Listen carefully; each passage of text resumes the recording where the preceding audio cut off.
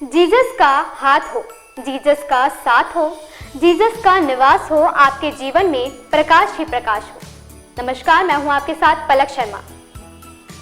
दुनिया भर में हर साल 25 दिसंबर के दिन क्रिसमस पर्व हर्षोल्लास के साथ मनाया जाता है। इस दिन लोग चर्च में एक साथ जुटकर ईसाई धर्म के संस्थापक ईसा मसीह के जन्म दिवस को प्रार्थना गाकर मनाते हैं।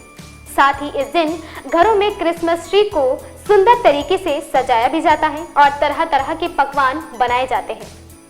अब जब क्रिसमस पर्व में कुछ ही दिन बचे हुए हैं, तो इस खास पर्व से जुड़ी ज्यादातर तैयारियां पूरी की जा चुकी हैं। लेकिन क्या आप जानते हैं कि क्रिसमस का इतिहास क्या है और ईसाई धर्म में इस पर्व का क्या महत्व है? आइए जानते हैं।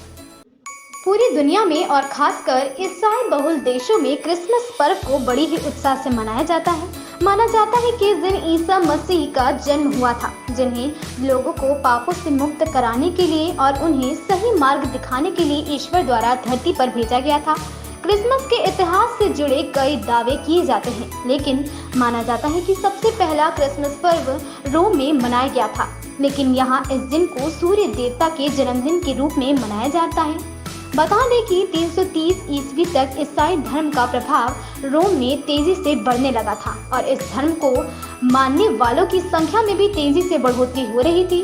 वहीं कुछ सालों बाद रोम में ईसाई धर्म के अनुयायियों ने यीशु मसीह को सूर्य देवता का रूप मान लिया और तब से 25 दिसंबर को क्रिसमस का त्योहार मनाया जाने लगा। माना जाता है कि ईसा मसीह का जन्म बैथलहम में 4 ईसा पूर्व मैरी और जोसेफ के घर में हुआ था। उनका जन्म एक अस्तबल में हुआ था।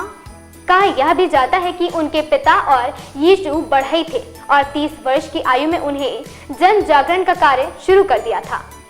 माना जाता है कि ईसा मसीह का जन्म बैथलहम में 4 ईसा पूर्व मैरी और जोसेफ के घर में हुआ था। उनका जन्म एक अस्तबल में हुआ था।